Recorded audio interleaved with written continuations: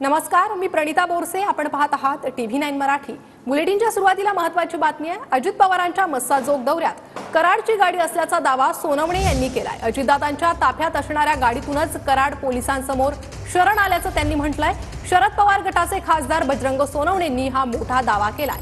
मंत्रिमंडळाच्या शपथविधीवेळी कराड नागपुरात होता असंही सोनवणेंचं म्हणणं आहे. राज्याचे उपमुख्यमंत्री आदरणीय अजितदादा पवार साहेब ज्या दिवशी आमच्या संतोषांना देशमुख यांच्या कुटुंबाला भेट द्यायला सांतवून आले, आम्ही सकाळी तिथून भेट देऊन गेलो पवार साहेबांनी. त्याच्यानंतर ज्या दिवशी ते आले, शनिवारी 16 तारीख होती बहुतेक, 16 तारखेला शनिवारी, त्या दिवशी त्यांच्या ताफ्यामध्ये असणारी गाडी जी होती त्याच गाडीमध्ये हा आरोपी तिथं जाऊन सलेंडर होतोय. याचा अर्थ काय? त्या दौऱ्यामध्ये तिथं मस्साजोगला ही गाडी अवेलेबल होती आणि तीच गाडी त्याच गाडीमध्ये हा आरोपी बसून तिथं जाऊन शरणागती देतोय. 15 तारखेला शपथविधी मंत्रिमंडळाचा झाला, त्या दिवशी हा आरोपी नागपूरमध्ये होता.